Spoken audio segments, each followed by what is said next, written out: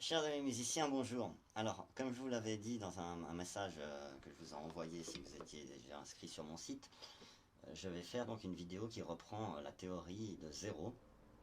Donc, la théorie musicale, j'insiste sur le fait qu'il faut distinguer la théorie musicale du solfège. Donc là, je vais vous expliquer la théorie musicale donc, qui s'adresse plutôt aux guitaristes et aux bassistes. Également aux pianistes, évidemment, aux violonistes, aux trompettistes, à tous les instruments, mais principalement la guitare et la basse, parce que justement le solfège, ça s'adresse au piano, donc principalement aux pianistes. Vous allez tout de suite comprendre de quoi je parle avec le début de l'explication.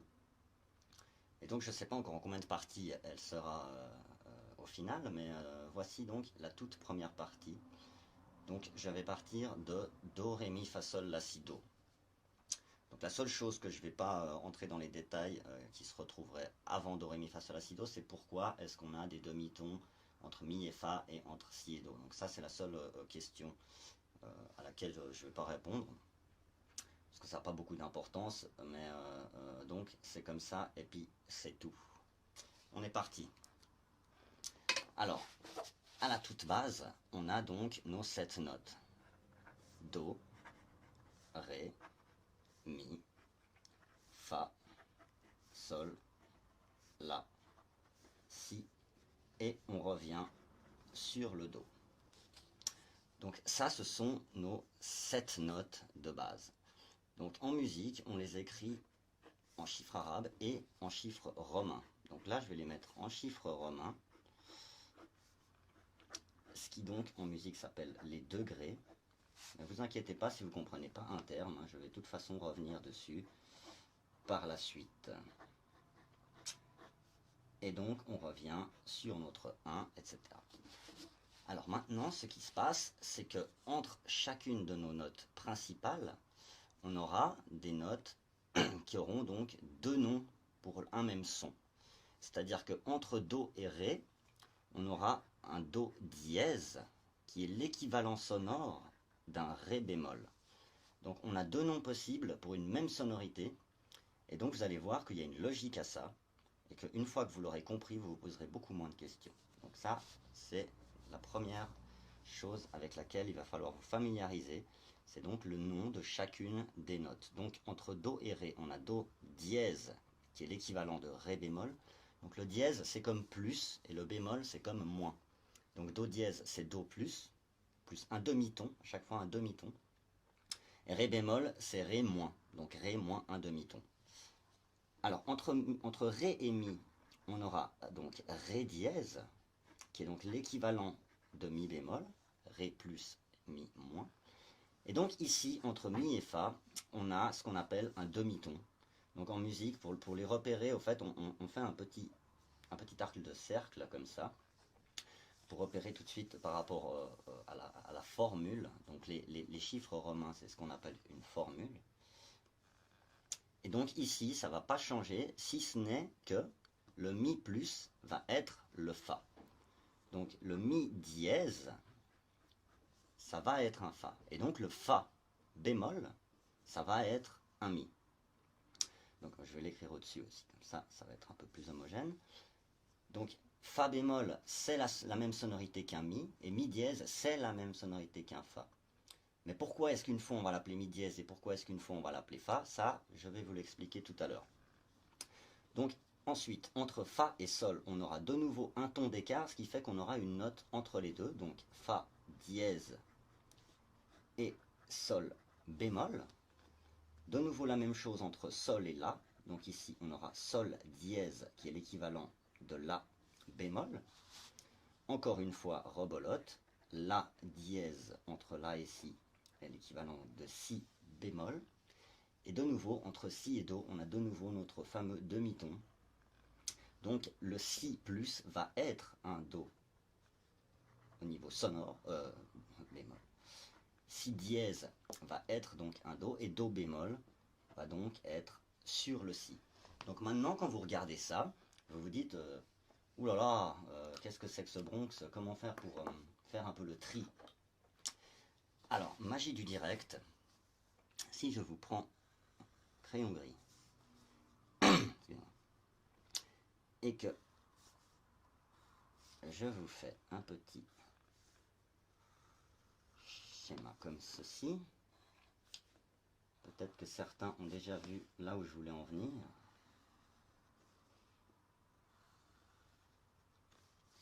Mais donc, on a un clavier de piano qui apparaît sous nos yeux comme par magie. Donc ici, là, on voit clairement que tous les dièses et les bémols, hein, ce qu'on appelle des altérations. Un dièse ou un bémol, c'est ce qu'on appelle une altération en musique. Donc on voit que nos dièses et nos bémols sont les touches noires d'un piano. Donc c'est pour ça que tout à l'heure, je vous disais que je vais vraiment parler de théorie musicale, parce que justement le solfège, c'est propre au piano, c'est-à-dire qu'on se repère par rapport au piano. Donc quand on est guitariste ou bassiste, on n'a pas de notion de touche noire sur un manche de guitare ou un manche de basse. On n'a pas de repères qui nous disent ça c'est un ré, ça c'est un ré bémol, ça c'est un fa dièse. Donc c'est pour ça que nous, la visualisation qu'on aura, ce sera par rapport à des formules, uniquement en visualisant notre tonique. Alors qu'au piano, les pianistes, ils ont besoin de savoir les notes. C'est plus dur, quelque part, pour eux de voir les formules que de savoir les notes qui vont constituer telle gamme. Donc moi par exemple en tant que guitariste, quand je joue en ionien, je pense à la formule du mode, c'est-à-dire tonique, seconde majeure, tierce majeure, quarte, quinte, sixte majeure, septième majeure, que je visualise mon schéma sur ma gamme, donc je vais l'adapter en la, en do, en fa dièse. Mais je ne vais pas penser aux notes qui constituent le mode ionien en do ou en fa dièse. Ça va être beaucoup plus simple pour moi de visualiser mon schéma que de déduire qu'en fa dièse, ça va faire fa dièse, sol dièse, la dièse, si, etc. Donc ça, c'est vraiment la grande différence entre le solfège et donc la théorie musicale. Donc maintenant qu'on a notre clavier de piano qui apparaît sous nos yeux, eh bien justement, on peut commencer un peu à compter nos intervalles et à voir beaucoup de choses. Justement, pourquoi est-ce que des notes ont deux noms pour un même son? Pourquoi est-ce que do dièse et ré bémol, c'est la même sonorité? Donc ça, c'est uniquement pour des besoins théoriques. Pour comprendre la logique de la théorie, il faut comprendre justement que c'est une science exacte. C'est-à-dire que c'est comme le yin et le yang, quand il y a un plus, il y a un moins. C'est comme un miroir. Donc, une fois que vous aurez compris la logique, ça sera clair comme de l'eau de roche, comme on dit, mais simplement qu'il faut vraiment être au clair avec les petits détails où on a vite fait de faire l'amalgame. Parce que c'est vrai qu'en musique, certaines explications changent selon qu'on parle d'intervalle ou qu'on parle d'accords. Ou voilà, typiquement un bémol, beaucoup de gens le confondent avec mineur. Mais c'est pas parce qu'on a un bémol que c'est mineur. On peut très bien jouer un ré bémol majeur. Donc tout ça, c'est des petites choses qui font que on confond plein de choses et on n'a pas les réponses, on n'arrive pas à déduire pour avoir les réponses aux questions qu'on se pose. Donc la première chose sur laquelle je veux vraiment porter votre attention, c'est sur ces fameux demi-tons. Donc un demi-ton, ça correspond à une case sur une guitare ou sur une basse. Ici, entre mi et fa, c'est ce que j'appelle, moi, les demi-tons invisibles. C'est-à-dire que si vous avez un dièse, fa et sol bémol ou fa dièse et sol, vous aurez beaucoup plus de facilité à vous dire ah, là il y a un demi-ton. Alors qu'entre mi et fa, il n'y a pas d'altération dans les noms, mais il y a un demi-ton. Donc c'est un demi-ton invisible. Là, de même qu'entre si et do. Donc quand on commence à travailler les formules, on a souvent tendance à les oublier, ces fameux demi-tons. Et donc une fois qu'on décale, ne serait-ce que justement d'un demi-ton, bah, tout va être confus. Donc ça, c'est la première chose avec laquelle il faut vraiment que vous vous familiarisez, c'est le fait d'avoir des demi-tons invisibles entre mi et fa et entre si et do. Donc ici, vous avez le nom des notes. Les notes en musique, comme je vous l'ai dit, c'est pas ce qui est important pour les guitaristes et les bassistes.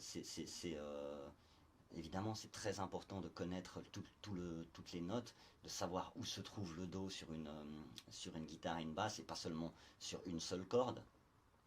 Mais c'est beaucoup plus fondamental de savoir l'alphabet de la musique.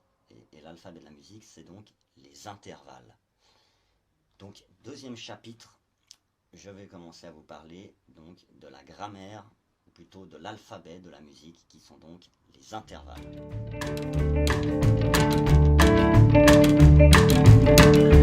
Ella, Ella, Bella, Lord knows I wanna be your fella.